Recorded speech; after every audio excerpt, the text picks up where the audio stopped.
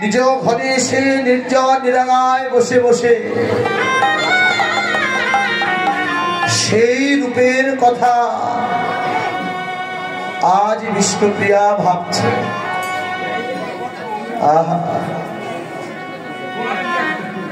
কি এমন রূপ দর্শন করলাম দুই নয়নে, যে রূপ দর্শন করলে মনে হয় যুগী তার যোগ ভুলে যায়, মনে ভুলে যায় তার ধ্যান। অহংকারের অহংকার থাকে না,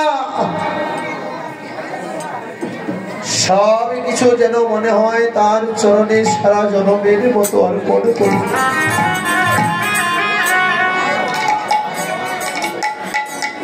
মাগো, এ পর্যন্ত যারা ভগবানের রূপ দর্শন করেছে তাদের দশাটা যে এমনই হয়ে গেছে গো। মহাপ্রভুকে যারা দর্শন করেছে সেই ভাবনয়নে, তারা আর ভালো থাকতে পারেনি। প্রত্যেককেই ভগবান ঘর ছাড়া করে দিয়েছে। তাকিয়ে দেখুন, রূপ সনাতন দুই ভাই যারা গৌরকে দর্শন করে তাদের সব কিছু হারাইছে। বিষয় বাসনা, লোভ লালসা, আত্মহংকার।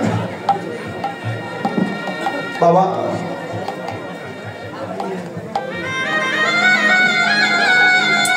এই গৌরকে যারা দর্শন করে তাদের হৃদয়ে একটা ব্যাধি হয়। ব্যাধিটা হলো কি জানে? ব্যাধিটা হলো এই কৃষ্ণ নামের ব্যাধি।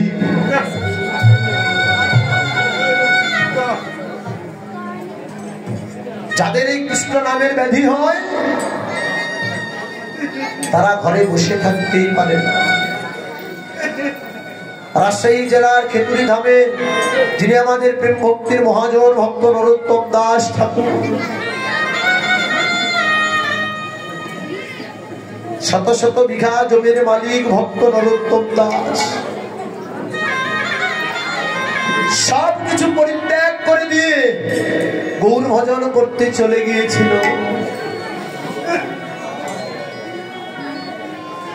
নিজের আত্মসুখের কথা ভাবেনি। কেন জানে না? শাস্ত্রে বললেন যে আত্মেন্দ্রিয় প্রীতিবাঞ্ছা তারে বলে কাম, আর কৃষ্ণ ইন্দ্রিয় প্রীতিবাঞ্ছা ধরে প্রেম।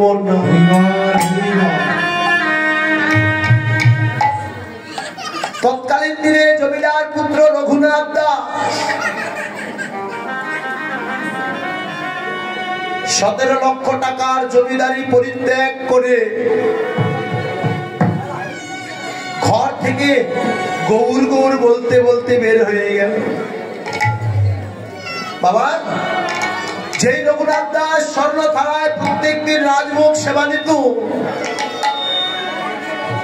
আজকে কয়েকটা দিন হয়ে যায় রঘুনাথ দাস অভুক্ত অবস্থায় পড়িয়াছে। এখনকার দিনে তো ওই ট্রেনে করে, বাসে করে, প্লেনে করে যাওয়া যায়। তৎকালীন দিনে এই প্রদব্রজে যেতে হতো পায়ে হেঁটে। সেই রওনা হয়েছে পুরী ধামে আমার গৌরকে দর্শন করবে বলে। যেতে যেতে যেতে যেতে তার দেহখানা ক্লান্ত হয়ে গেছে। একেতে ক্লান্ত হয়ে গেছে, তার উপরে আবার এই পেটের ক্ষুধা। এতটাই ক্ষুধার যন্ত্রণা দাদার ছেলে রঘুনাথ দা সে আর সহ্য করতে পারছে না। গিয়ে দাঁড়িয়েছে পুরী ধামের সেই যেখানে ভক্তের সেবা হয় সেখানে। ভক্তদের সেবা দিচ্ছে, আর যেখানে ওই নালাটা করে দিয়েছে ভক্তদের সেবার উচ্ছিষ্ট ফেলা হয়, সেই নালার পাশে গিয়ে দাঁড়াইছে রঘুনাথ দাস। নালার সেই পচা দুর্গন্ধযুক্ত প্রসাদের দিকে তাকাই আছে অপলক নয়নে।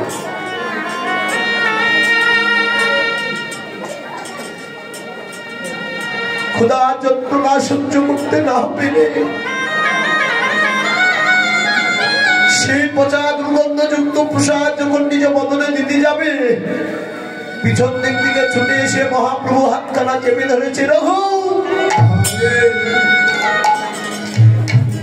কি করছো? দয়াময়, অপরাধ ক্ষমা করে দিও প্রভু।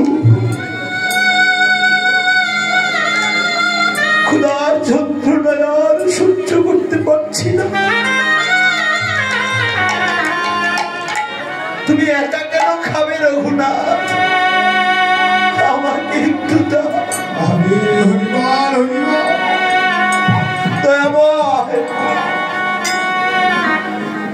এই পচা দুর্গন্ধযুক্ত প্রসাদ তোমায় দেওয়া যাবে।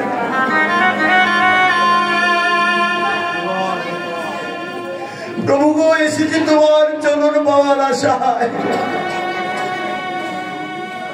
একবার কৃপা করে তোমার ওই চরণে আমার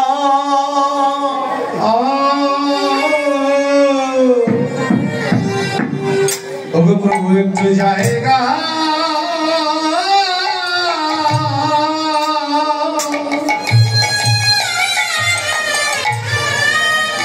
প্রভু জায়গা দি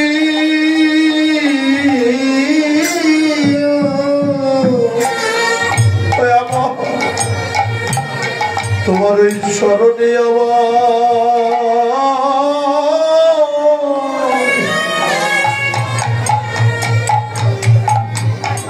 একটু জায়গা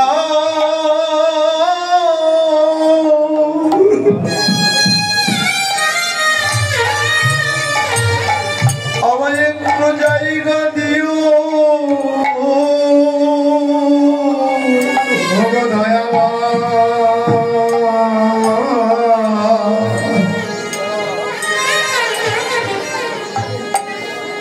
তোমার ওই চরণে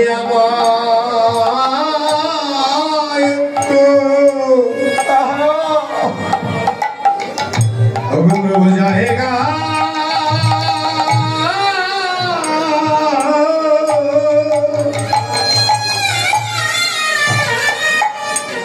ও জায়গা দি এই জগতে আমার মতো কাঙা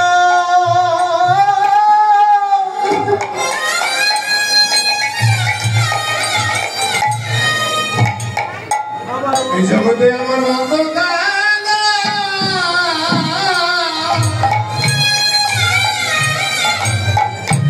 ওগো প্রভু তুমি আর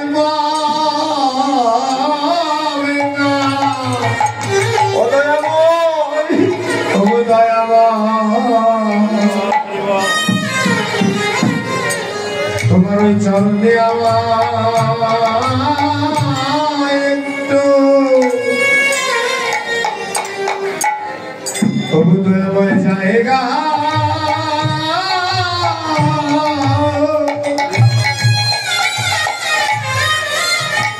প্রভু একটু জায়গা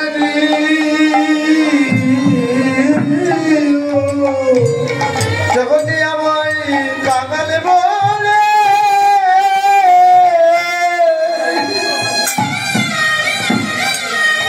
জগতে আমায় কাঙাল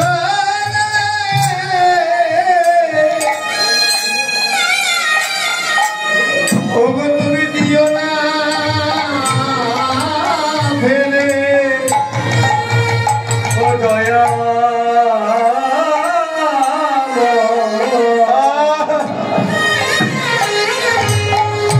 তোমার চরণে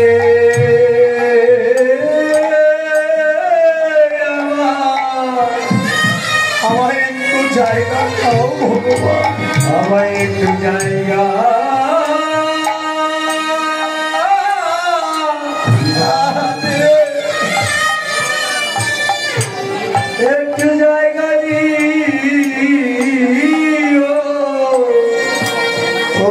কি বা আছে আমার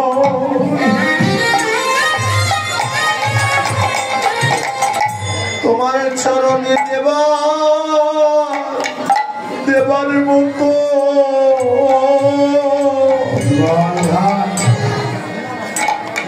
তুমি ওই চরণে আমার একটু জায়গা প্রভু কি বা আছে আমার তোমায় দেবার মতো তোমার ওই চরণে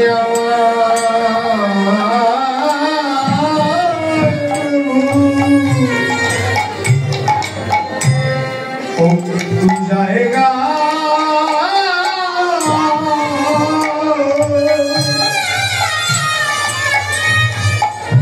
প্রভু জায়গা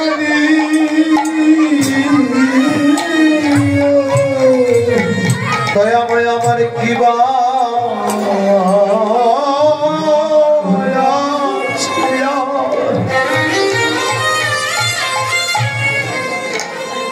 আমি কিবা দেব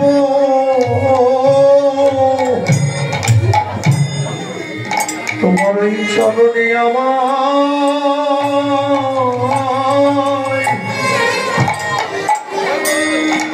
আমায় একটু জায়গা দিও প্রভু কি বা আছে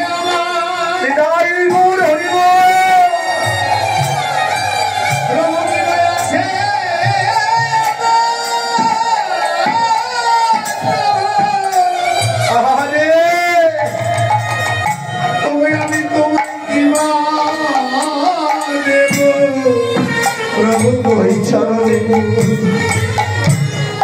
তোমার চরণে আমার প্রভু বলি হরি ভা আমি তো জায়গা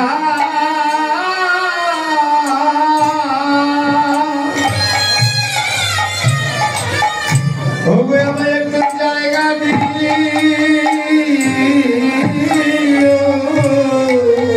বাবা যাদের এই কৃষ্ণ নামের ব্যাধি অন্তরে ঢুকে যায় তাদের ঘর ভালো লাগে না তারা ঘর থেকে বাহির হয়ে গিয়ে পথে পথে কেঁদে বেড়ায় পথে পথে কাঁদে আর বলে গৌর হে আমি তোমার চরণ পাইবা না পাই আমি যেন ওই ভক্তের চরণ